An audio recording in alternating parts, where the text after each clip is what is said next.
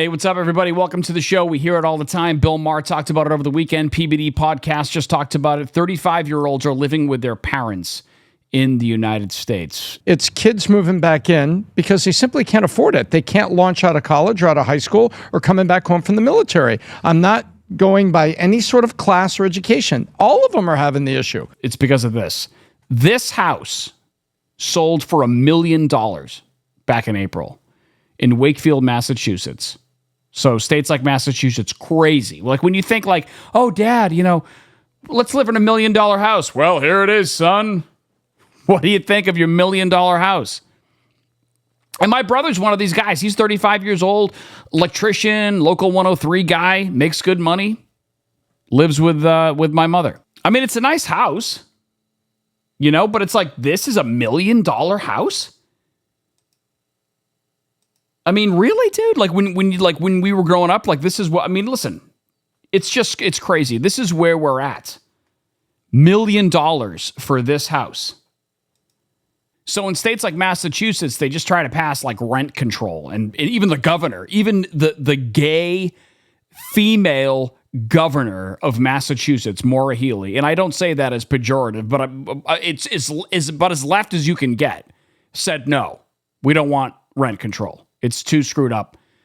It didn't pass really due to a technicality. They had some language in there that was like religious convents and rectories and stuff weren't going to be affected by that. And you couldn't have any language regarding religious housing or something. So that didn't pass. So this other group right now in Massachusetts is gaining some traction, and it's actually landed on the ballot. Question number 7 on the ballot. If you live in Massachusetts, legalize starter homes, because, and I'm going to get into exactly what that is in a moment.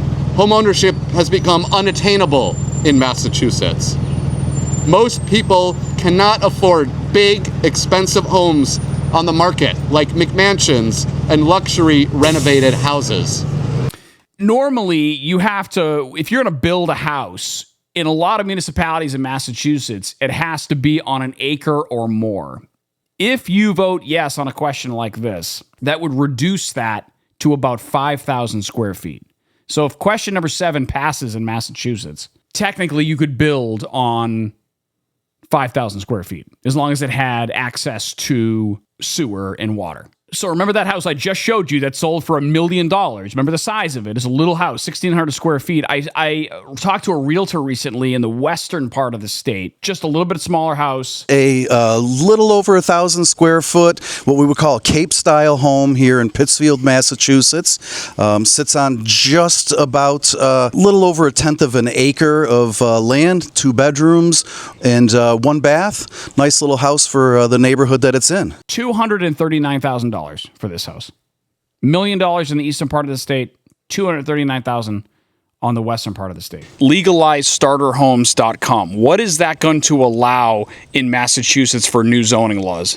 That's going to allow folks to be able to put underutilized parcels in the state of Massachusetts. Those parcels typically 50 feet by 100 feet or 5,000 square foot lots that you would normally see that are not developable in most zone areas. So this is the type of parcel that you would see, that you would allow to build on. It's enough to play wiffle ball, right?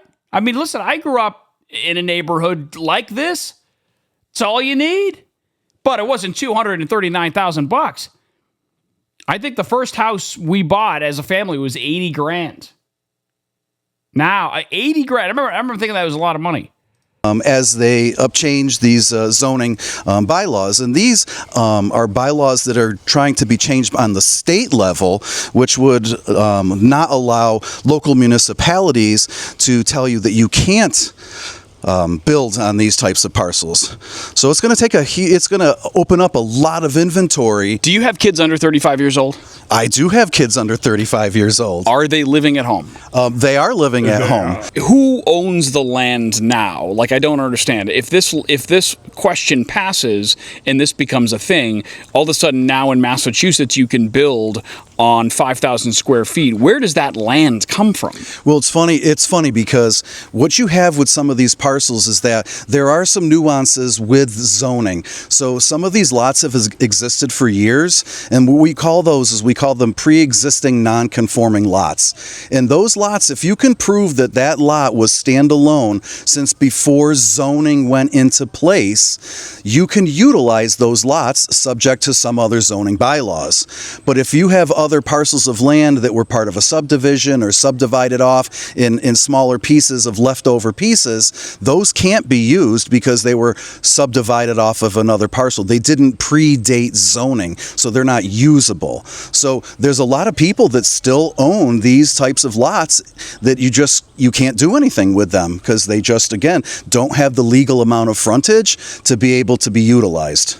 So that's where we are, guys. In states like Massachusetts, LegalizeStarterHomes.com are basically saying, listen, could you change the zoning laws so we can put up smaller houses? Because we can't afford anything else. This house right here sold for $1 million. Look at that thing, it's tiny. That's $1 million house in Massachusetts. All right, guys, we'll see you in the next video. If you like it, please subscribe. You know, YouTube's got that 8,000 hour watch minimum now to get monetized. So, all right, guys, I love you. Bye.